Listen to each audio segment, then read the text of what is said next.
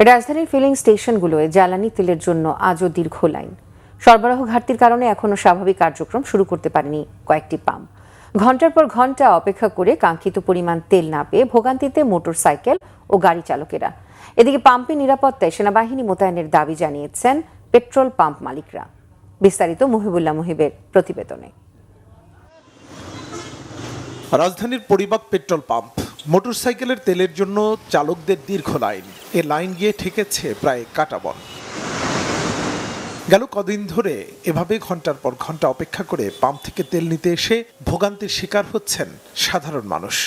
3টা পাম্প ঘুরে আসলাম, সব বন্ধ, বলতেছে জ্বালানি সংকট। কিন্তু সংকট সরকার তো বলতেছে না সংকট, তাহলে আমরা কেন পাম্প সংকট করে রাখলাম? এই 200-300 টাকার তেলে তো হয় না, আমাদেরকে হয় 300 টাকার তেলে। আপনারা দেখতেছেন না কেমন আছে লোকজন 1 ঘন্টা 1.5 ঘন্টা করে দাঁড়ায় থাকার পরে যদি এই নাটক শুনতে হয়, ভালো লাগে নাকি? প্রতিদিন এসে 2 লিটারের জন্য দাঁড়ায় থাকতে হবে, এটা বিরক্ত না? তো ঢাকা শহরে আপনার 10-20 কিলোমিটার গেলে 2 লিটার তেল শেষ, আর এইসব গাড়িতে নিচে পড়েই থাকে 4-5 লিটার তেল।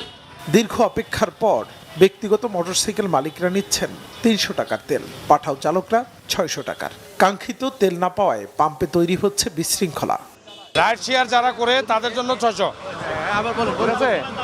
আপনি রাইড শেয়ার করেন না, অ্যাপস থাকতে হবে, তাহলে না হলে 300 দিব।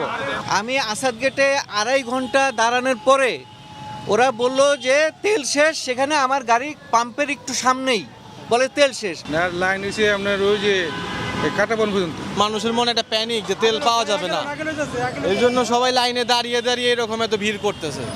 এদিকে প্রাইভেট কারে দেয়া হচ্ছে সর্বোচ্চ 10 লিটার তেল।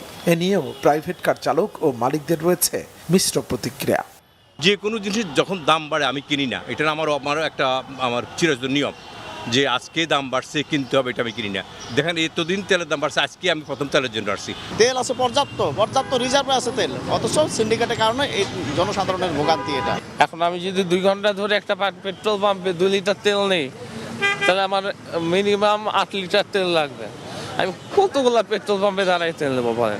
এমন বাস্তবতায় নিজেদের নিরাপত্তায় পাম্পে সেনা মোতায়েনের দাবি জানিয়েছে পেট্রোল পাম্প ওনার্স অ্যাসোসিয়েশন। বিষয়টা তো একটা সুন্দর একটা সিস্টেমের মধ্যে চলে। এটা এখন এই সিস্টেম ব্রেক হয়ে গেছে। এই সিস্টেম ব্রেক করার জন্য আমি যেটা বললাম, সরকার যে কোনো সিদ্ধান্ত নেয় বাস্তবায়নে আমরা সচেষ্ট ছিলাম, আসি, থাকুক, কিন্তু আমাদের নিরাপত্তাটা দিয়ে দেন। আপনারা যা বলবেন তাই শুনুন। আর যদি আমাদের নিরাপত্তাই না থাকে, যান মাল পাম্প স্টাফ, তাইলে ভাই আমাদের পাম্প বন্ধ করে দেওয়া ছাড়া কোনো বিকল্প নাই। এদিকে রেশনিং ব্যবস্থার আওতায় ডিপো থেকে পেট্রোল পাম্পগুলোতে জ্বালানি তেল সরবরাহ বাড়িয়েছে বাংলাদেশ পেট্রোলিয়াম কর্পোরেশন বিপিসি। এতদিন পাম্পগুলোতে গড় বিক্রয়ের তুলনায় 25% কম তেল সরবরাহ করা হলেও বুধবার থেকে তা কমিয়ে 15% আনার সিদ্ধান্ত নেওয়া হয়েছে। মুহিবুল্লাহ মুহিব, বাংলা ভিশন, ঢাকা।